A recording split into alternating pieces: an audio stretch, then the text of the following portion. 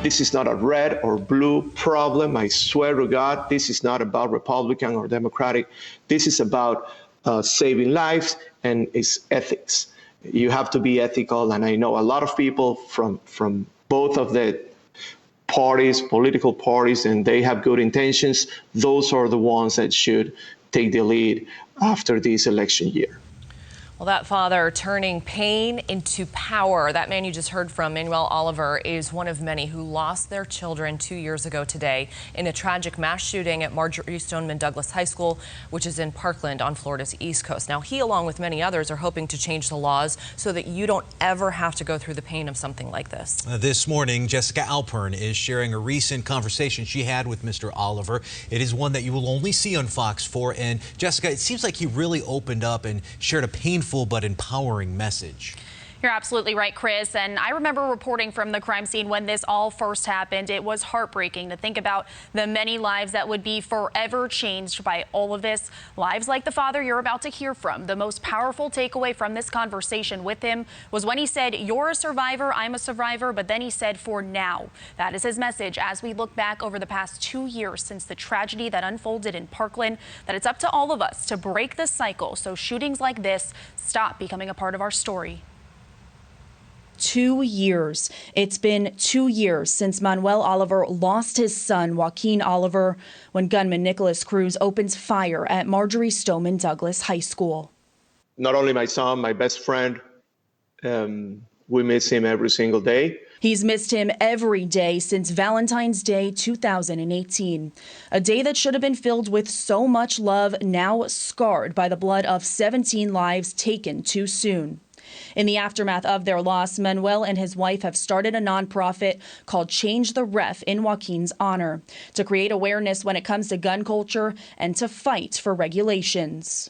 When you're a father or a mother, you don't lose that role never until you're not here anymore. Without his son 2 years later, he says it not only hasn't gotten easier, it's gotten harder. When you start doing something like what we decided to start doing, we refresh that absence of Joaquin every single day. So it's not that you can pass the page, and then you continue with your life the best way you can. And we decided to go in this direction. So we continue with your life fighting for the legacy of our son Joaquin and for your kids, actually. So where do we go from here when it comes to doing just that, fighting for our kids? Oliver says it's a conversation that needs to be bigger than school safety. I don't think schools are safe. I don't think that buildings are safe. I don't think that anything is safe. So I don't like to talk about schools and isolate the problem of gun violence only in schools. I have friends that lost their sons in a nightclub. I have friends that lost their sons in front of their houses, because we have met a lot of people since we started working on this movement. So it's not fair for me only to talk about what happened in Joaquin's school. And how do we break the cycle? Oliver feels there are 2 easy places we can start. I would love to see the Senate passing the universal background check, and I would love to see a ban of assault weapons. Those are 2 easy things that we could see early.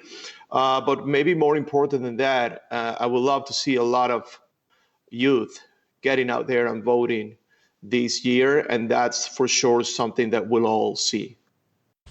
And Manuel adds that he hopes anyone who sees this story will see it as an invitation from a grieving father to become part of the fight, especially ahead of the election, saying there needs to be less division on the true focus of all of this, which is saving lives. We have specific information on how you can get involved with Change the Ref on our website.